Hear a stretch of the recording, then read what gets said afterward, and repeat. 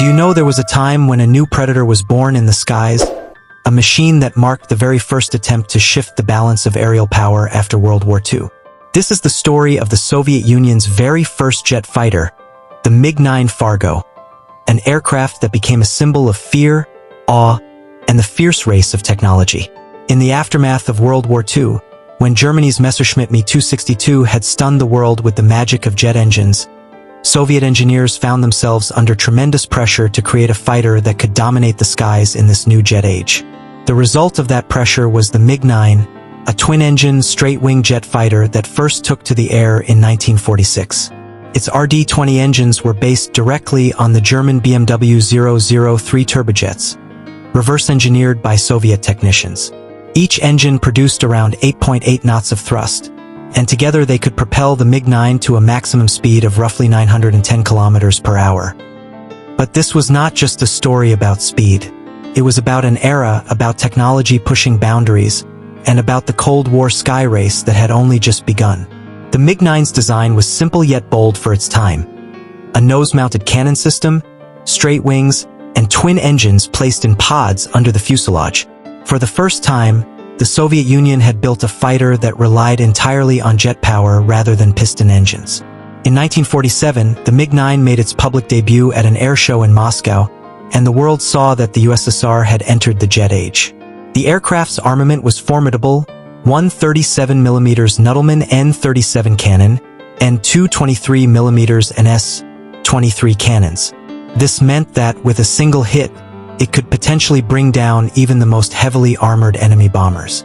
But this is not a story without flaws. The MiG-9 suffered from a serious issue. Its engines would flame out when the pilot fired the guns. Yes, the muzzle gases from its own cannons would be ingested into the jet intakes, causing the engines to stall. This was a dangerous flaw, and several test flights ended in crashes because of it. Still, Soviet engineers refused to give up. They developed multiple prototypes, each slightly improved, but it became clear that the next step in fighter design required brand new engines and a new aerodynamic approach. The MiG-9 had an operational range of about 800 kilometers and weighed roughly 3,430 kilograms empty, climbing to around 5,100 kilograms when fully loaded. For its day, it was a fast and lethal weapon, but the rapid pace of jet fighter development meant it was soon overtaken. By 1949, the MiG-15 replaced it, a fighter that would go on to make history in the Korean War. Today, only a handful of MiG-9s survive, preserved in museums. Yet its role in history remains critical. It was the first step of the Soviet jet age, the foundation upon which the famous MiG fighter family would be built over the following decades. The MiG-9 Fargo was more than just a jet fighter. It was a technological experiment that bridged the gap between the piston-engine fighters of World War II and the swept-wing supersonic jets that would dominate the following decades. Developed by the Mikoyan-Gurevich Design Bureau in the Soviet Union, it represented the very first step of the USSR into the jet age. Its maiden flight took place on April 24, 1946, less than a year after the end of World War II. The project emerged directly from wartime intelligence and captured German technology. During the final months of the war, Soviet forces seized advanced German jet designs and engines, particularly the BMW 003 turbojet. The Soviet reverse-engineered version became the RD-20, which powered the MiG-9. This engine was compact, producing about 8.8 knots of thrust, and two of them were mounted side-by-side in streamlined pods under the fuselage.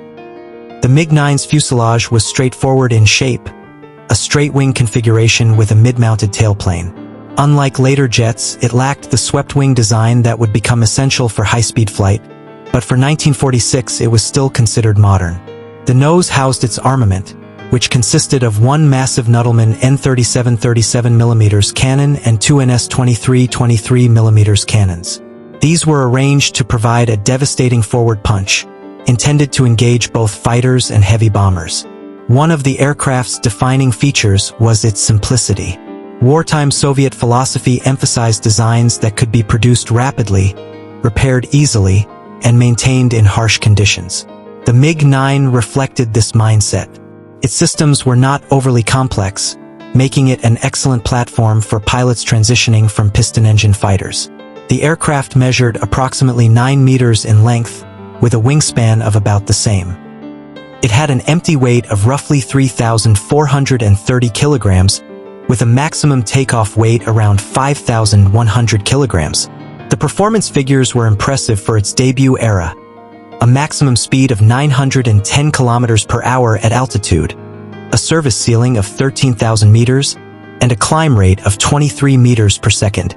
However, the MiG-9 was not without its shortcomings. The most notorious flaw was its tendency for engine flameout when the guns were fired at certain altitudes or speeds. The muzzle blast from the 37mm cannon, positioned close to the air intakes, produced gases that could be sucked into the engines, disrupting combustion and causing sudden power loss. This flaw made gunnery practice dangerous, especially in combat simulations. Engineers attempted to correct the problem by modifying the cannon's muzzle and experimenting with intake designs, but a perfect solution was never found before the aircraft was retired from frontline service. Despite these issues, the MiG-9 played a critical role as a stepping stone for Soviet aviation.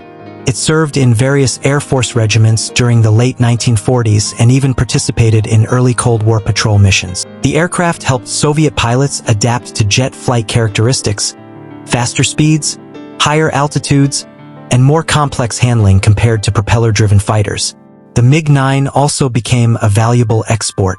A number of units were sent to China, where they formed part of the People's Liberation Army Air Force in its formative years. Chinese pilots used the MiG-9 for both training and limited operational duties. While it did not see significant combat, its presence in Asia marked the spread of Soviet jet technology to Allied nations. In design philosophy, the MiG-9 retained much of the wartime mentality. Armor protection for the pilot was minimal compared to later fighters, but the focus on firepower was unmistakable. The N-37 cannon could destroy a bomber with a single direct hit, though its heavy recoil made aiming difficult. The NS-23 cannons provided a higher rate of fire, making them more effective in fighter-to-fighter engagements. Picture this: a cold morning in 1946, at an airbase near Moscow.